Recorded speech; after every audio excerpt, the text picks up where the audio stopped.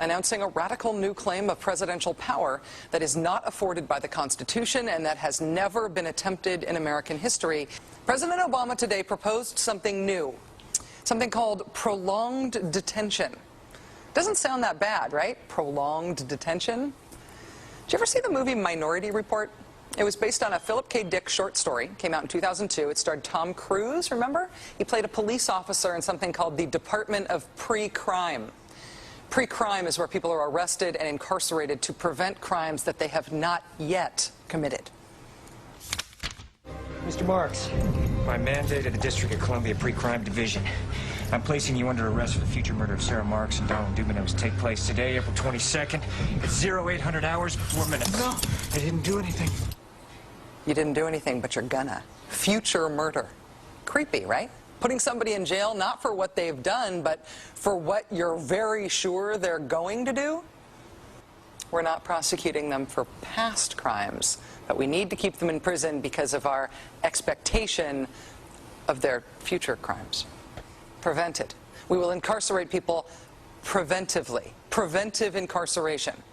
Indefinite detention without trial. That's what this is. That's what President Obama proposed today, if you strip away the euphemisms. One civil liberties advocate told the New York Times today, quote, "We've known this was on the horizon for many years, but we were able to hold it off with George Bush. The idea that we might find ourselves fighting with the Obama administration over these powers is really stunning." And it is stunning, particularly to hear President Obama claim the power to keep people in prison indefinitely with no charges against them, no conviction, no sentence, just imprisonment. It's particularly stunning to hear him make that claim in the middle of a speech that was all about the rule of law.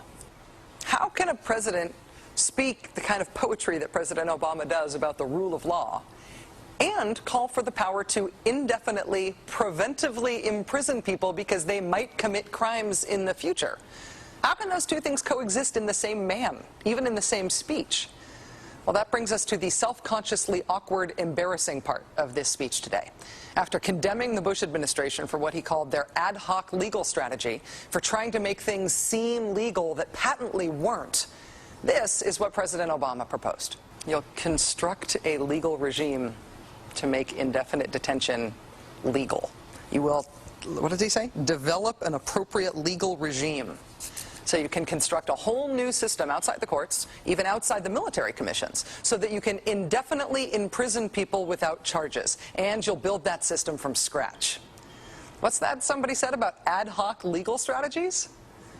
Just for context here, in the United Kingdom, where there isn't even a Bill of Rights, there's been a major debate about whether people can be held in preventive detention. Former British Prime Minister Tony Blair wanted 3 months to be the outer limit for how long anyone could be held. There was a big political fight about it. Parliament ended up limiting that power to 28 days. 28 days is still the longest period of preventive detention that's allowed under law in any comparable democracy anywhere in the world.